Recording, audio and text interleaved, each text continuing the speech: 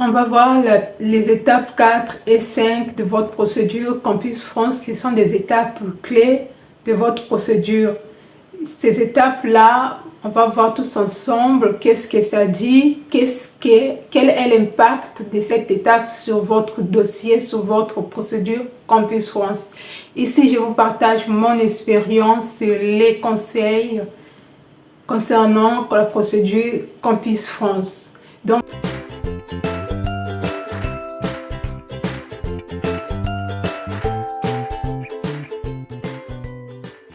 comme je disais, l'étape numéro 4 de votre procédure Campus France, ça concerne tout simplement les frais des dossiers Campus France.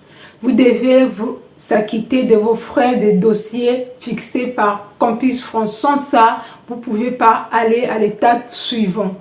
Donc, avant de quitter des paiements, des frais de dossier, vous devez savoir les modalités mises en place par Campus France de votre pays. Cela peut varier d'un pays d'un autre. Parfois, vous pouvez payer ces frais-là tout justement au Campus France de votre pays auprès d'un agent comptable. Vous arrivez, vous payez vos frais, à la fin, la dame va vous remettre un reçu.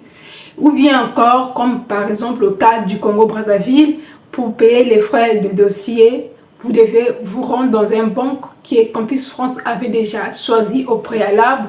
Quand vous arrivez avec votre numéro de dossier Campus France, vous vous présentez au guichet. Vous vous présentez au guichet tout simplement. Vous dites que vous venez pour s'acquitter des frais de Campus France. Il sait déjà comment ça fonctionne. Vous donnez la somme, vous donnez votre numéro de dossier. Et sur votre profil Campus France, ça doit normalement écrire paiement des frais de dossier validés. Si c'est bon, si c'est le cas, vous pouvez passer à l'étape suivante. Si ce n'est pas le cas aussi, vous devez attendre 15 jours plus tard pour écrire à Campus France pour dire que vous avez payé vos frais de dossier, mais malheureusement, vous êtes toujours en attente. Il n'y a rien qui est validé au niveau des frais de dossier. Vous donnez toutes les informations, les justificatifs, si ça existe, bien sûr. Après, si c'est fait, c'est validé, vous devez maintenant avoir l'accès à l'étape suivante, c'est de prendre rendez-vous pour l'entretien pédagogique. Et n'oubliez pas que l'entretien pédagogique, c'est le seul moyen pour vous de montrer vos compétences, de prouver et de justifier ce que vous avez mis dans votre projet professionnel, projet d'études, la lettre de motivation. Donc, c'est le moment crucial parce qu'à la fin, Campus France va vraiment juger vos compétences, vos aptitudes pour dire que vous avez des capacités pour venir fréquenter en France. Et aussi de voir votre niveau de langue en l'expression orale. Parce que vous avez déjà écrit le CV, mais l'expression orale est très importante.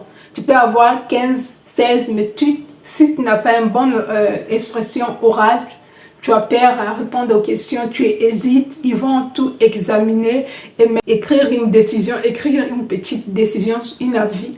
Cet avis-là va vous poursuivre jusqu'au moment de la sélection. C'est là, en fait, Campus France aide les établissements à faire le choix. Donc, tant que Campus France n'a pas donné un avis sur votre dossier, l'établissement est perplexe, ne sait pas comment juger votre dossier. Et ça peut être favorable ou défavorable. Et donc, si votre entretien est bien passé, c'est bon, les établissements, vous avez quand même peut-être 50% de chances d'être accepté. Parce que ça peut être favorable aussi, mais à la fin, vous n'avez pas l'acceptation. Donc, mais cet avis est très important. Pour ce faire, vous devez vous préparer pour passer votre entretien. Vous devez maîtriser votre dossier Campus France, votre projet d'études, ce que vous avez écrit dedans. Vous devez vraiment le maîtriser. Vous devez maîtriser les prérequis, les débouchés de votre formation. Vous devez maîtriser votre lettre de motivation, ce qui vous motive, qu'est-ce qui vous motive d'aller faire la gestion, finance, tout ça. C'est à vous d'approuver à Campus France que vous avez fait vraiment le travail en amont, parce que ce sont les mêmes questions qui reviennent des années. Ce que Campus France peut vous demander, qu'est-ce qui vous a motivé pour trouver pour cette formation ou cet établissement. C'est à vous de trouver des réponses, c'est à vous de formuler les mots qui vont avec, des mots cohérents qui peuvent prouver à l'agent du campus France que vous êtes capable pour venir fréquenter en Europe. Donc, n'oubliez pas de vous préparer, d'aller sur l'internet, regarder les questions, regarder les vidéos sur YouTube. Si vous avez des frères, des sœurs, demandez-les de vous poser des questions par rapport à votre projet professionnel, par rapport à votre CV, par rapport à votre lettre de motivation.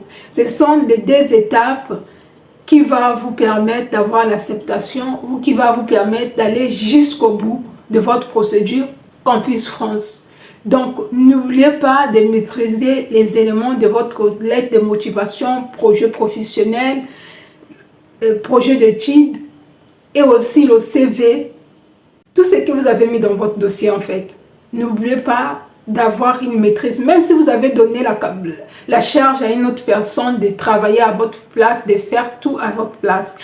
Vous devez avoir assez de couilles pour faire cet entretien-là, de le passer bien. Parce que c'est le seul moment que vous devez être en face d'un agent Campus France. C'est le seul moment que vous devez prouver vos aptitudes, vos capacités, vos compétences. Donc, je vous dis bonne chance. Dans la vidéo qui va sortir prochainement, on va voir les questions qui reviennent souvent pendant les entretiens Campus France. Et si cette vidéo t'a apporté de la valeur ajoutée, n'hésite pas de t'abonner, de liker et d'activer la chaîne de motivation, aussi de partager dans vos groupes WhatsApp.